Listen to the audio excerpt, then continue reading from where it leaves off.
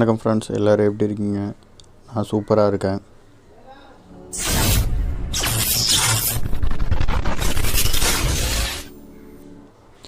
இன்றைக்கி நம்ம என்ன பார்க்க போகிறோம்னு பார்த்திங்கன்னா, இன்வெர்டர் ஏசியில் உள்ள ஐபிஎம்மும் அந்த ரெக்டிஃபையர் டயோடு ரெண்டுத்தையும் எப்படி செக் பண்ணுறதுன்னு தான், ஐபிஎம் அண்ட் ரெக்டிஃபையர் டயோடு ரெண்டுத்தையும் எப்படி செக் பண்ணுறதுன்னு தான் இன்றைக்கி பார்க்க போகிறோம். என்கிட்ட 2 வகையான போர்டு இருக்குது பாருங்கள். இது வந்து சாம்சங் ஃப்ரிட்ஜ் போர்டு, இது வந்து சாம்சங் இன்வெர்டர் ஏசி போர்டு. இந்த 2 போர்டோட ஐபிஎம்மையும் டயோடு ரெக்டிஃபையர் டயோடையும் தான் இன்றைக்கி செக் பண்ண போகிறோம். எப்படி செக் பண்ணுறதுன்னு வாங்க பார்க்கலாம். இங்கே பாருங்கள், இதுதான் அந்த IPM back side. IPM back side பார்த்திங்கன்னா யூவிடபிள்யூ கொடுத்துருப்பாங்க. ஒரு லைன் ஃபேஸு, ஒரு லைன் நியூட்ரல் வரும். யூவிடபிள்யூ ஃபேஸ் நியூட்ரல், இந்த லாஸ்ட்டு அந்த லாஸ்ட்டு எல்லா ஐபிஎம்லேயும் அப்படி தான் இருக்கும். பார்த்திங்கன்னா இது வந்து டயோடு ரெக்டிஃபையர் டயோடு. இங்கே பார்த்திங்கன்னா ரெக்டிஃபையர் டயோடு இந்த வச்சுருக்காங்க பாருங்கள். 4 லெக்கு வரும். சென்ட்ரல் லெக் 2ம் AC line, right side left side leg 2ம் பாசிட்டிவ் நெகட்டிவ் லைனு. பாருங்கள், அதே மாதிரி தான் இருக்கும். ஆனால் இது வந்து கொஞ்சம் கம்மி கெப்பாசிட்டி. UVW positive negative. பார்த்திங்கன்னா ஐபிஎம்மில் எப்போவுமே பார்த்திங்கன்னா யூவிடபிள்யூக்கும் ரைட் சைடு லெஃப்ட் சைடும் பார்த்திங்கன்னா பாசிட்டிவ் நெகட்டிவ் தான் கொடுத்துருப்பாங்க. அந்த பெரிய கெப்பாசிட்டிலேருந்து வர பாசிட்டிவ் நெகட்டிவ் கொடுத்துருப்பாங்க. இந்த சைடு ஆப்போசிட் சைடில் பார்த்திங்கன்னா ஃபுல்லாக கண்ட்ரோலர்ஸ் இருக்கும். இது பார்த்திங்கன்னா ரெக்டிஃபையரு. பார்த்துங்க, இது பாசிட்டிவ், இது negative. Right side left side positive negative. Centre 2 AC line. இங்கே பாருங்கள், இதுலேயும் அதே தான். Positive negative, central line, AC line எல்லாமே ஒரே மாதிரி தான் இருக்கும். Rectifier diode. ரெக்டிஃபையர் வாங்க செக் பண்ணலாம். எப்படி செக் பண்ணுறதுன்னு காட்டுறேன் பாருங்கள். மீட்ரு எடுத்துக்கோங்க. மீட்ரு வந்து பார்த்திங்கன்னா இது வந்து டயோடு கண்டினியூட்டி எல்லாமே செக் பண்ணுறது. ஒரு இதில் ஒரு மாதிரி இருக்கும். என்னோடய இதில் பார்த்திங்கன்னா இது மாதிரி வரும். நேனோ ஃபெரடு கெப்பாசிட்டி செக் பண்ணுறது. இது பார்த்திங்கன்னா மெகா ஓம்ஸ் அப்படின்னு வரும்.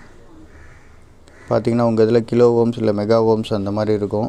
அந்த மாதிரி ஓம்ஸில் செட் பண்ணிக்கோங்க. ஹை ஓம்ஸில் செட் பண்ணிட்டு இந்த மாதிரி கண்டினியூட்டி பண்ணி பார்த்திங்கன்னா 0 வரணும். ஏன்னா அப்போ தான் மீட்ரு நல்லா இருக்குன்னு அர்த்தம். மீட்ரு எப்படி செக் பண்ணுறதுன்னு, மீட்ரை செக் பண்ணும்போது கண்டினியூட்டி வரணும் கரெக்டாக. இப்போ ஐபிஎம்மில் பார்த்திங்கன்னா யூவிடபிள்யூவில் ஏதாவது ஒரு லைனில் பாசிட்டிவ் இல்லை நெகட்டிவ், இந்த சைடு சொன்னேன்னா இது பாசிட்டிவ் நெகட்டிவ் மொத்தம் 5 லைன் இருக்கும். பார்த்திங்கன்னா இங்கே பாருங்கள், பாசிட்டிவ் லைன் இது நெகட்டிவ். இது நெகட்டிவ் இங்கேருந்து போட்டு லூப் போட்டு கொடுத்துருப்பாங்க. அந்த பெரிய கெப்பாசிட்டிலேருந்து போகும். பார்த்திங்கன்னா பாருங்கள், இந்த மாதிரி பார்த்திங்கன்னா ஒரு பாசிட்டிவ் டு யூவிடபிள்யூ பார்த்திங்கன்னா 3மே ஒரே வேல்யூ காட்டும். இங்கே பாருங்கள், 7 மெகா ஓம்ஸில் காட்டும் எல்லாமே. இங்கே பாருங்கள், எல்லாமே மெகா ஓம்ஸில் காட்டணும். மெகா ஓம்ஸில் காட்டுது பாருங்கள். அதேமாதிரி இதுலேயும் வச்சு பார்த்திங்கன்னா ப்ரோபு ஒரு சைடு வச்சிங்கன்னா காட்டாது. பாசிட்டிவ் நெகட்டிவில் மாற்றி வச்சிங்கன்னா காட்டும். பாருங்கள், இதையும் ஒரே மாதிரி வேல்யூ காட்டுது பாருங்கள். எல்லாமே மெகா ஓம்ஸில் காட்டும். பாருங்கள், காட்டுது மெகா ஓம்ஸில்.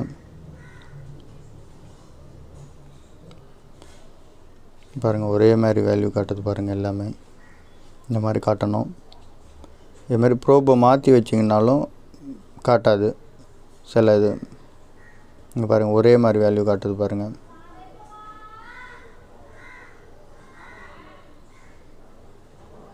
ஒரே மாதிரி வேல்யூ காட்டணும். ப்ரோபை மாற்றி வச்சிங்கனாலும் ஒரே மாதிரி வேல்யூ காட்டணும். இது ஐபிஎம் வந்து நல்லா இருக்குது. ஷார்ட் எதுவும் இல்லை. அதுமாதிரி நீங்கள் டயோடு கூட செக் பண்ணலாம். இது ஃபுல்லாக வந்து கண்ட்ரோலர் செக்ஷன். இதுலேயும் பார்த்தீங்கன்னா நீங்கள் செக் பண்ணிங்கன்னா உங்களுக்கு காட்டும். ஒரு மாதிரி ஓம்ஸ் காட்டும். இது நீங்கள் அந்த டேட்டா ஷீட்டை எடுத்து வச்சு கூட நீங்கள் செக் பண்ணிக்கலாம். ஷார்ட் என்ன, இதில் நிறைய இடம் வந்து சில இது கண்டினியூட்டி இருக்குது, அதனால ஷார்ட்டு காட்ட தான் செய்யும். இப்போ டயோடு எப்படி செக் பண்ணுறதுன்னு பாருங்கள். டயோடு பாருங்கள். இப்போ வந்து ஏசி லைனில் வைக்கிறேன். இப்போ வந்து நீங்கள் வந்து ஓம்ஸில் வச்சுருக்கீங்க, அதனால உங்களுக்கு வந்து மெகா ஓம்ஸ் காட்டும். பாருங்கள், எல்லாமே மெக் ஓம் காட்டும்.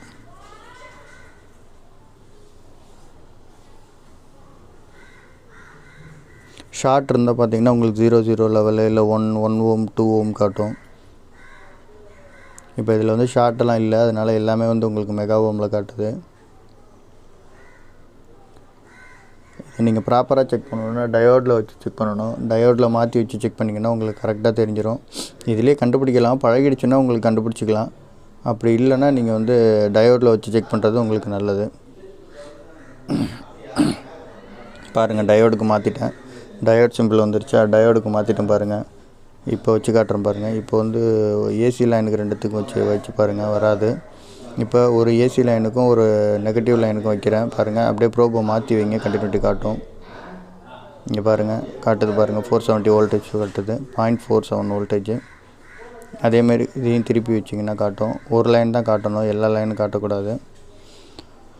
அதேமாதிரி ஒரு ஏசி லைனுக்கும் இந்த லைனுக்கு ஆப்போசிட் லைனுக்கு வச்சிங்கனாலும் காட்டணும். ஏன்னா இதில் வந்து 4 டயோடு இருக்கும். 4 டயோடு ஒன்று சேர்ந்தது தான் ஒரு ரெக்டிஃபையர். இது பிரிட்ஜ் வேவ் ரெக்டிஃபையர் இது. அதனால் நீங்கள் எந்த வழியில் 4 சைடில் திருப்பி வச்சிங்கனாலும் இது வந்து காட்டும்.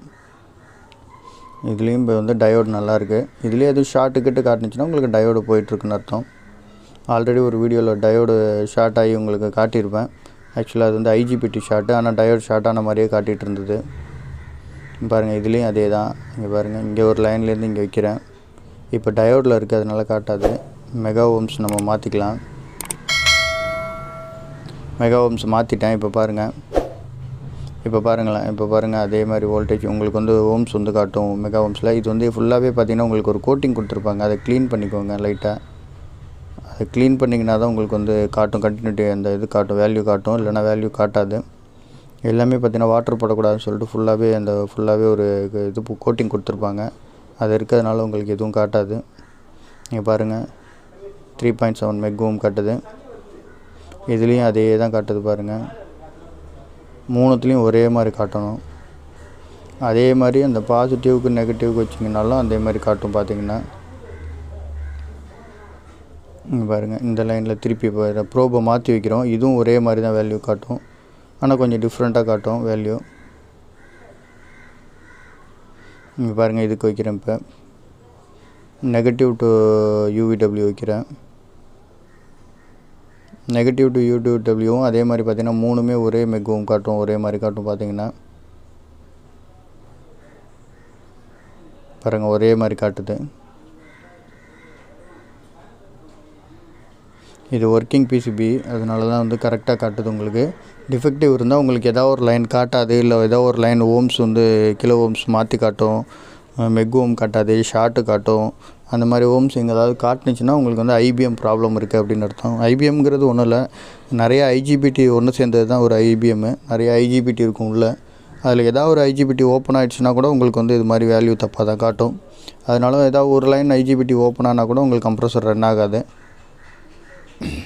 அப்போ நீங்கள் ஐஜிபிடி மாற்றுற மாதிரி வரும், அது ஐபிஎம் மாற்றுற மாதிரி இருக்கும். அதனால் ஐபிஎம் நல்லா இருக்கா நல்லா இல்லையான்னு ஃபஸ்ட்டே நீங்கள் ஈஸியாக செக் பண்ணிக்கலாம்.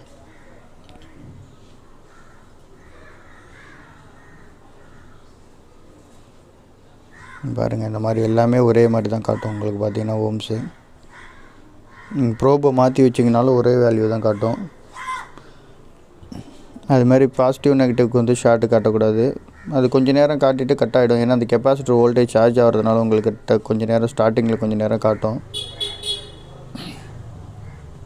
பாருங்கள் டயோடு செக் பண்ணி காட்டுறோம். பாருங்கள் இதில் உள்ள டயோடு, பாருங்கள் இதில் உள்ள டயோடு அதே தான் காட்டுது. பாருங்கள்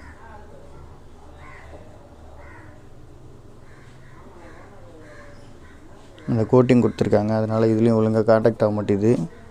எப்படி டயோடு செக் பண்ணுமோ அதே மாதிரி தான் இதுக்கும் செக் பண்ணும், சேம் தான். பார்த்திங்கன்னா காட்டுக்கு ஒழுங்காக நல்லாயிருக்கு. இந்த வீடியோ உங்களுக்கு ரொம்ப யூஸ்ஃபுல்லாக இருந்திருக்கும்னு நினைக்கிறேன். பிடிச்சிருந்தால் லைக் பண்ணுங்கள், ஷேர் பண்ணுங்கள், கமெண்ட் பண்ணுங்கள். மறக்காமல் நம்ம சேனலை சப்ஸ்கிரைப் பண்ணுங்கள். தேங்க்யூ நண்பர்களே.